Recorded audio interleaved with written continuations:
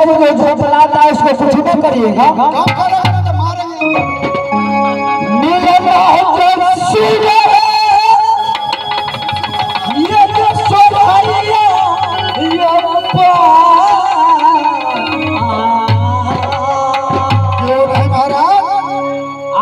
सुंदर सुंदर फरा है आप लेकर करके जैसे भाई के सही निगोना लगा है उसको छोड़ाना है ना बोला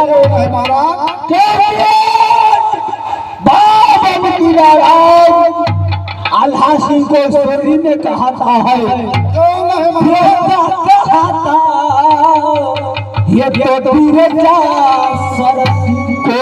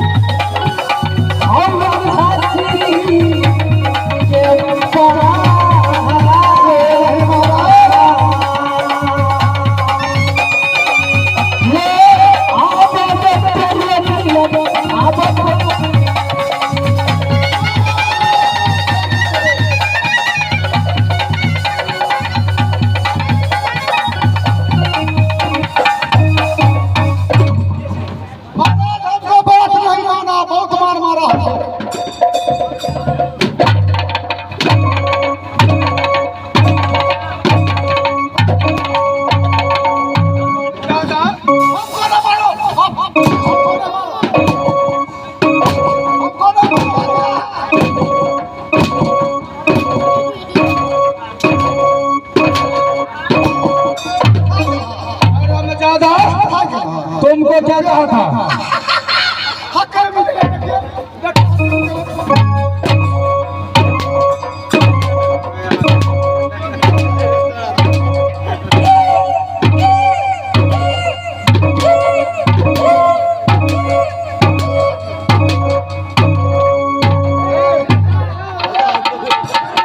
हरामजादा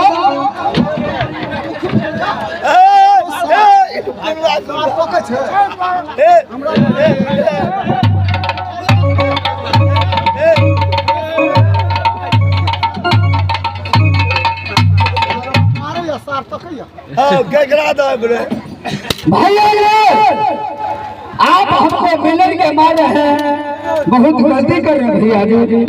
अल्लाह से अच्छा पुलिस को ऑर्डर से भैया जी पहले बात सुन लीजिए तो बोलना है। बोलो आपको बचन हम नहीं काटूंगा।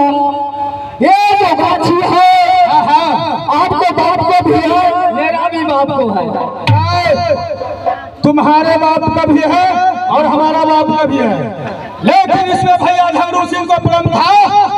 जो पहला आम बम भोले को चढ़ाएगा, दूसरा आम भैया झगड़ू को भोग लगेगा, तीसरा आम कागा खाएगा, इसके बाद कोई भी आम में हाथ लगाता। भैया जी एक वचन सुन लीजिए पहले। हमको पिताजी जी का नाम था। जब हमको बेटा रुदन सिंह से लम लिया है तो पहले 5 आम हम अपना बेटा को घर को खिलाएंगे तो कोई सुबह आम तोड़ेगा। फिर कोई ना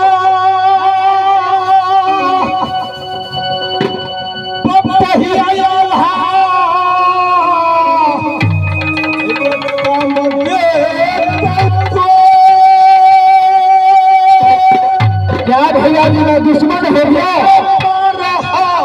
मिटा देंगे आज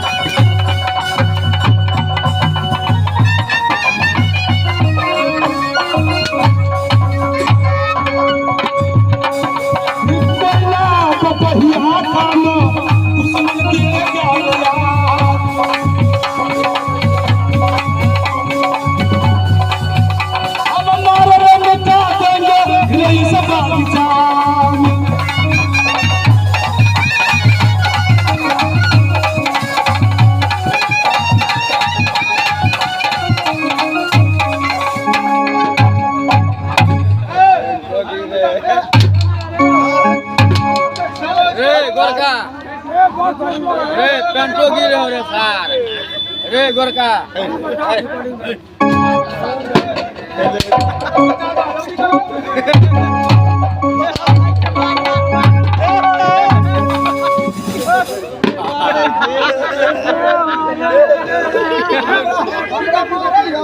कहियो हमरा मारे नहीं देखे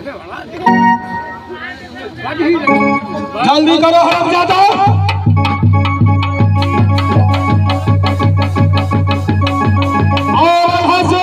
तुम यहाँ से जाकर के अपने पिताजी से कह देना भैया आप हमको मारे हैं पीटे हैं बल भाई हैं हम बर्दाश्त कर लिए हमारा पिता नहीं सुनेगा से भैया जी हवा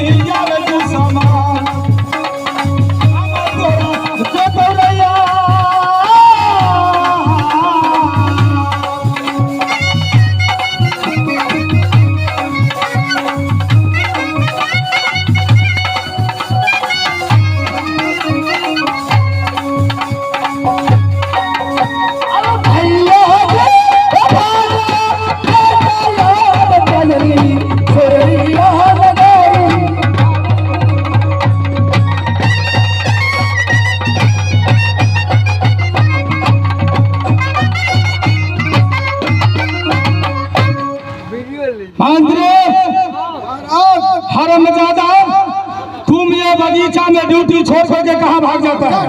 महाराज तो ड्यूटी था तो फिर कैसे हम तोरा हरमजादा? आप तो हमको भी मारा। चलो 1 नंबर पे खड़े ड्यूटी में जाओ। मैं यहाँ से जा रहा हूँ तब तक बंगले पे आराम करने के लिए। भैया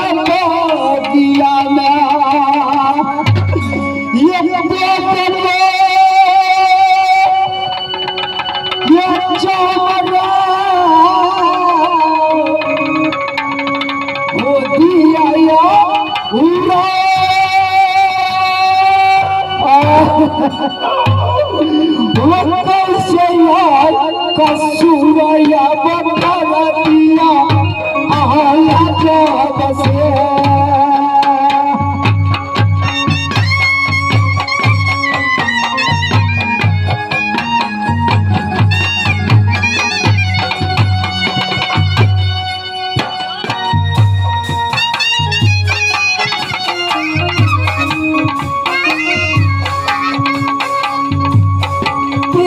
बच्चा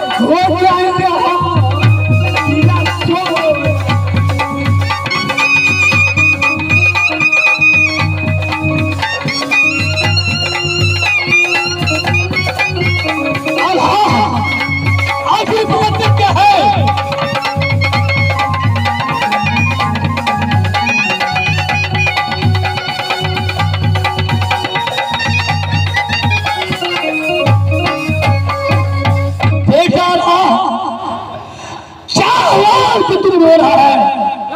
कौन सा भक्त ये बगीचा में हो गया? चार कर है और तुम रो रहा है। पिताजी आपने भेजे थे लाल बागिया, आम तोड़ रही हो? नहीं, भैया लगा हुआ ड्यूटी बजा रहा था, आम तोड़ के हम आ रहे थे, मिलन के हमारा भी दोनों आदमी को बटवन मारना। पिताजी महाराज हमको बहुत मार मारा। कौन कागा?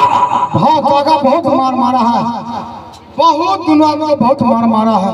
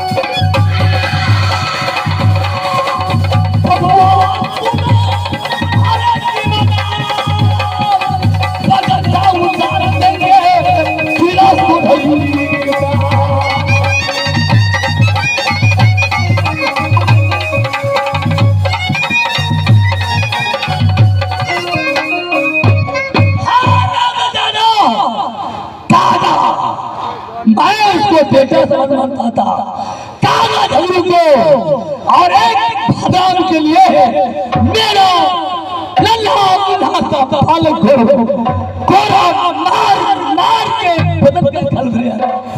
जैसे रमारा बेटा कोरा तेरे मार, ऐसे रखाओ जरा हम ले।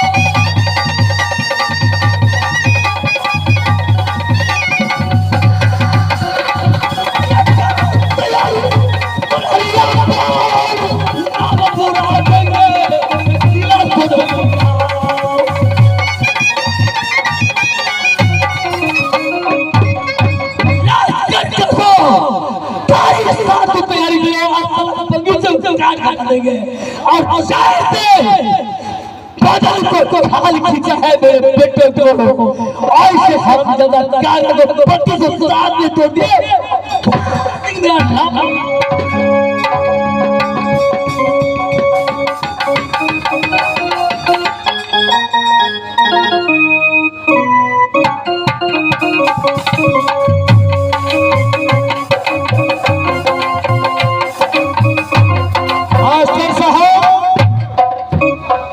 हो घर हमार ड्यूटी मचब बागीचा में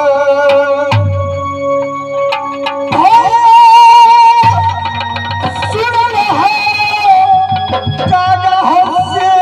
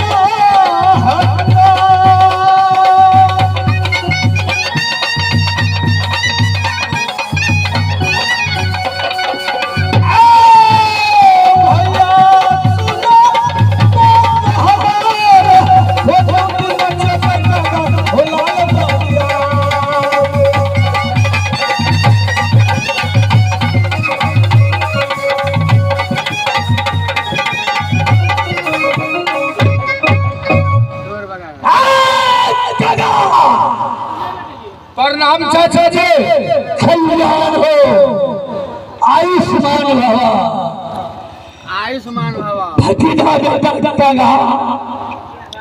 ये बताओ, बोलिए चाचा जी। बेटा आल्हा सिंह मोना भाई हाँ हाँ आया एक बगीचे के अंदर में भाद्राम तोड़ने के लिए जो पंडित का ऑर्डर था, मैंने खुद जन्म लिया, उसको मस्तक पर बलि करा था, उसको भेजा बगीचे में आम तोड़ने के लिए, और तुमने क्या किया? बदल के खाल भर के कोरा मार मार के क्यों? चाचा जी, बड़े भाई साहब का ऑर्डर था जो इस बगीचा में जितना भी आम फरा हुआ है उसमें से सबसे पहला आम बम भोले को चढ़ाएगा, दूसरा आम भैया झगड़ू खाएगा, इसके बाद कोई खाएगा। लेकिन भाई आल्हा सिंह आया, बिना कहे सुने आम तोड़ लिया। इसलिए मैं चाचा जी उसको पहले समझाया, वो बात नहीं माना, इसलिए मैं उसको एक हाथ मार बैठा। अरे बम भोला तो सबका है, कोई बात नहीं है, तुम कहते बम भोले तो हम भी मानते हैं। क्या दूसरा झगड़ू खाएगा, तीसरा कागा खाएगा, तो चौथा कहाँ यहाँ भले मैं हूँ तब तुम, शायद से अधिकार तुम्हारा बाप का है और इससे मेरा बाप, पूरा बाप मेरा भाई है। क्यों नहीं मेरा यहाँ पर तब तुम्हारा, और तोड़ लिया, मंत्री को मारा, पंडित को मारा और अल्लाह को मारते मारते शर्म नहीं हुआ तुमको शर्म नहीं हुआ? चाचा जी, मैं पिता को समान मानता हूँ, लेकिन आप बहुत चरबर के बात बोल रहे हैं।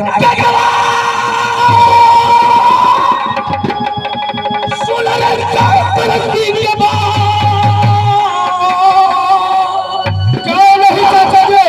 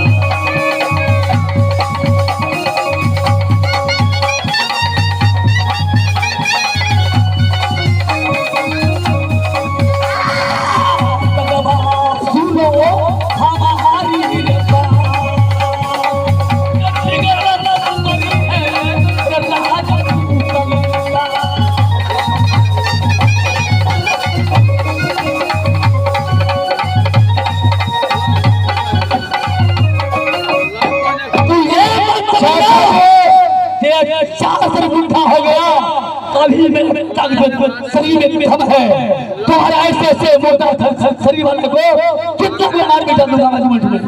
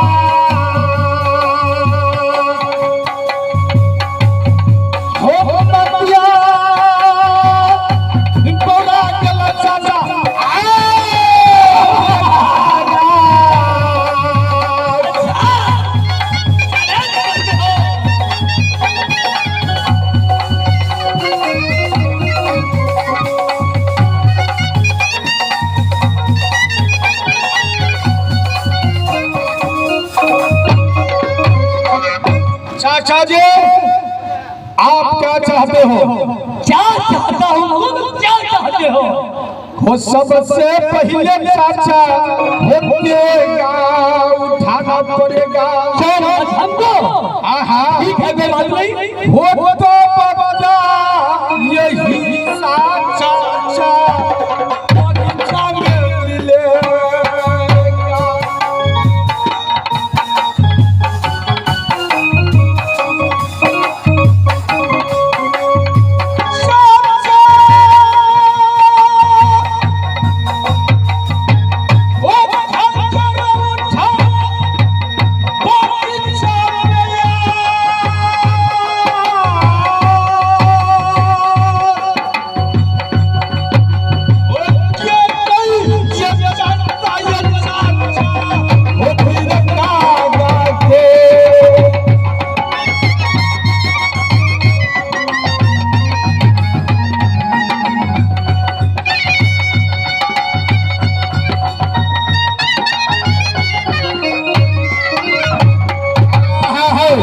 चाचा जी वो भी इस बात को पूरा कर लूंगा मैं तैयार हो जाओ चाचा तैयार हो जाओ जय माँ दुर्गा जय माँ काल का साक्षी रहनामा चलो चाचा तैयार हो जाओ।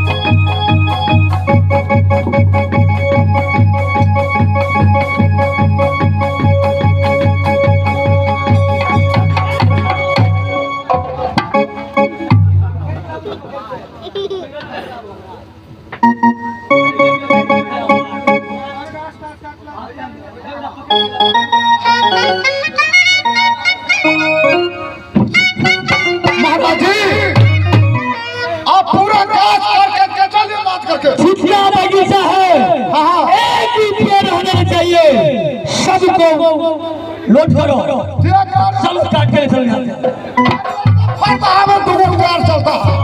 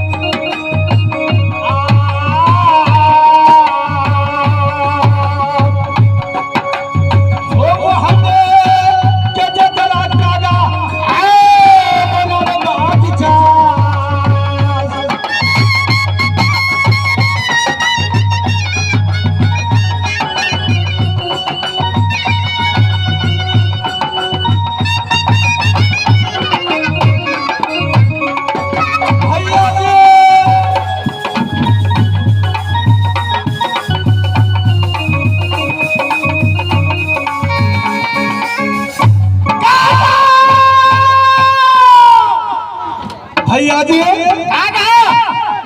भैया जी हम मुरझा कर गिरा। कौन तुम्हें बात कहा? कौन तुम्हें गाली दिया?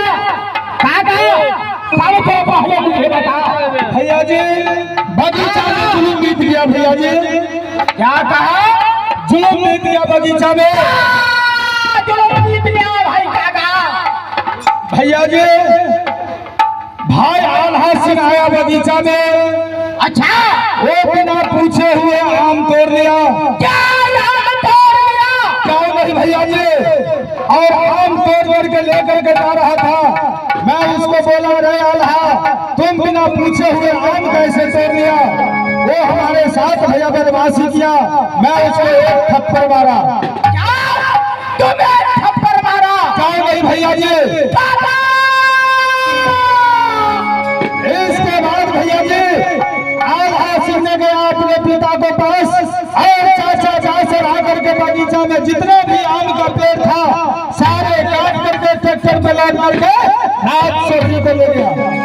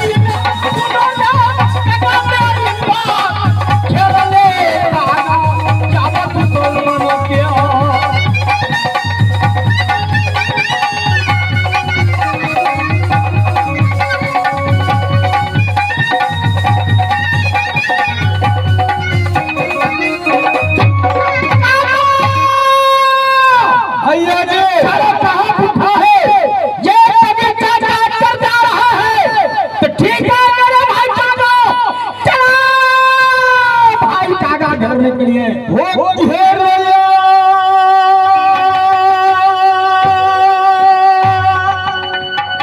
सब घेरो भैया वो चाचा को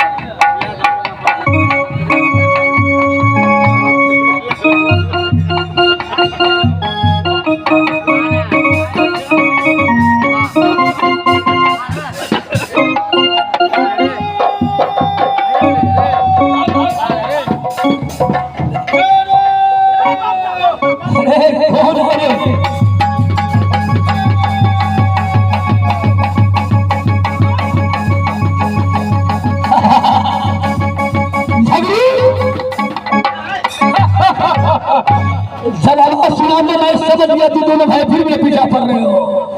क्या चाहते तू अभी? चाचा जी बोलो, तुम आज नहीं पहचाना? आज से नहीं, तुम बच्चे से पहचान रहा है जो मेरा भाती काका और झगड़ो। जिस समय झगड़ू निकलता है, आवाज देता है, तो जितना पंछी है सारे चलमला गिरता है। चाचा तुम्हें कितना गड्ढा हुआ जो आज बगीचा कटा कर जा रहा है, और तुम्हें पता नहीं है कि जब चाँद निकलता है तो अच्छे से वो पत्ता ही जाता है। चलो ठीक है, तुम सावधान हो जाओ। चलिए मेरा राज आप मुझे समझ नहीं है, आज अजमाइश हो जाए हमसे, कितना बहादुर तुम हो। सावधान हो जाओ।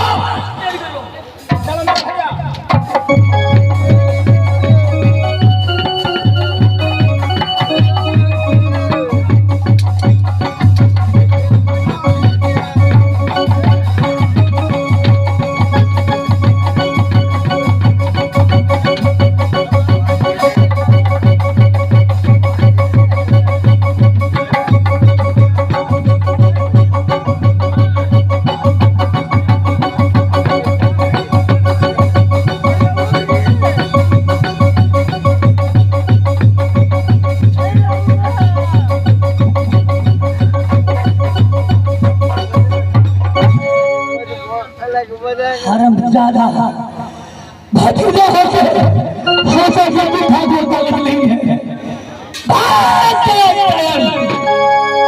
अभी 4 संगठन में कम है।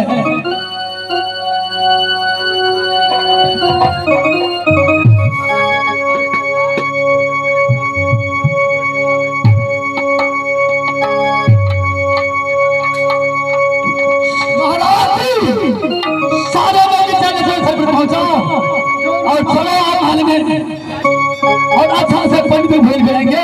ठीक है, आगे कार्यक्रम करेंगे।